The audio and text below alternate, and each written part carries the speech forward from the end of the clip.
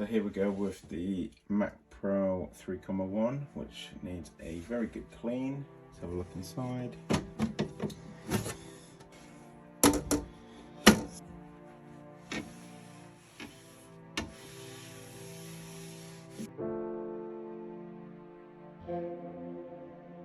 Probably hasn't ever been cleaned out, this one. We've got a SSD drive in slot number 4. That will be staying there, but it's part of a later project, so I'm going to just check it out for now. Pull it out. Because these things aren't getting shook around all the time, the Mac isn't getting shaken around too much, and because the hard drive isn't very heavy, they can kind of just sit in there on their own. So let's have a look at this. As we can see, it's really dirty in here. So what we'll do, we're just going to check everything out and give it a bit of a vacuum first.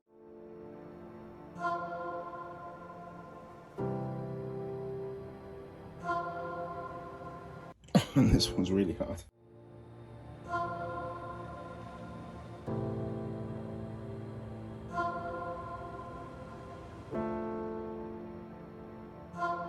Never seen one stuck in there like that before.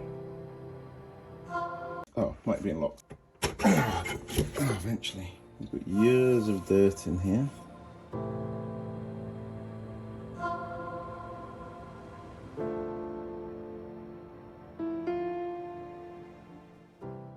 The RAM or the processor, got a graphics card just here. You can't really see it on the camera. I don't know if I can lean the camera in a little bit better. Got a graphics card just there. A couple of extra slots at the back, empty for additional expansion in the future. My son has his eye on an RGB kit, so we might see if we can put one in here, glow through the sort of grill quite nicely. Okay, so this is a RAM board.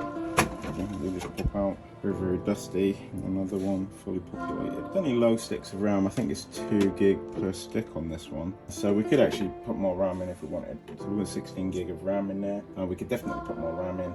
Don't think we need it at the minute. That's not the thing that's the sort of bottleneck on this. I think actually, to be honest, it's the processor that's the bottleneck on this one now. We will give these a wipe down and then a vacuum. Optical drives are in here. Is using the IDE cable. We've got an IDE cable there at the back and the Molex power connector. Blast through with the vacuum cleaner.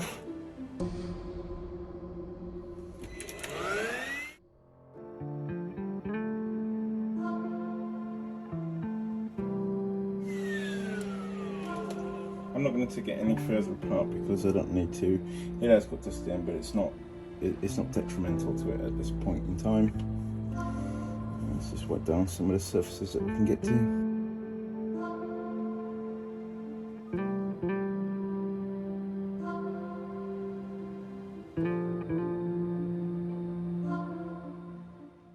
All the drives, it doesn't really matter, but they have a number on, do you know where they go? But it doesn't really matter, you can put them back in any order.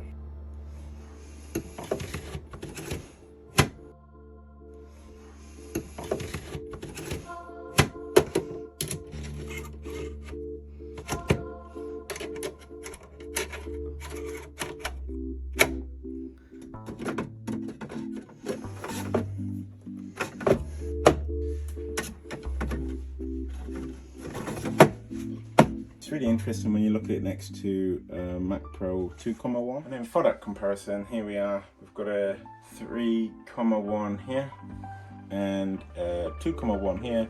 Ignore this little bit of writing if you can see that was previous owner. This one's actually really clean inside. It's been like well looked after. It's either been cleaned before it was moved on or it has lived in a fairly dust-free environment, and this one didn't have quite the same look. There are some differences and there are quite a lot of similarities.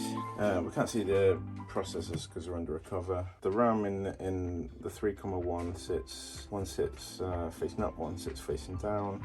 On the original, the 2 and the 1.1, they both sit in the same orientation, both sit pointing up. They're not transferable. You can't just pull out this RAM board and stick it in this one. That won't work. Okay, and from the front, very similar. I suspect most people wouldn't know the difference. So both of them only have one optical drive. It fitted, but they can take 2. Okay, and again, from the back, this is the 3.1 and it's only got one graphics card because it has slightly different challenges to the 1 and 2.1. So this is the one that's got the 2 graphics cards. This is the 2.1. We have a graphics card we just use for booting and troubleshooting if we ever need it. Most of the time we leave it disconnected. I don't know why it's not in the 16-speed slot, but it doesn't really matter. And then this is one we use for normal everyday use. Again, this one's got a lot of writing. Other than that, they're absolutely identical. One nice feature actually, to open these, it's really quite simple. You just pop this little thing and then the side just pulls off like that, and then we lock it again. And as you saw, or as you may have seen, that also locks all of the hard drives in place. Obviously that's not very hard to get into. So they have a little like hidden thing, and I noticed a lot of people don't seem to know about it. So in here, if I can get my fat fingers in there, you have that little thing there. And that's on this one as well, it's on all of them. Oh yeah, you put it down at the bottom. Okay, and what that does is it offers you the ability to put padlock in there or some kind of locking device. One, you can lock it to your table, although there's not many people walking out of the building without you noticing these because they're really heavy. But once that's locked, you are not able to open that anymore. If there was a padlock in there, you wouldn't be able to open this, therefore you can't get inside, you can't take any components out. So that's quite a nice touch actually, quite clever. And it's strange, not a lot of people seem to know that it's there.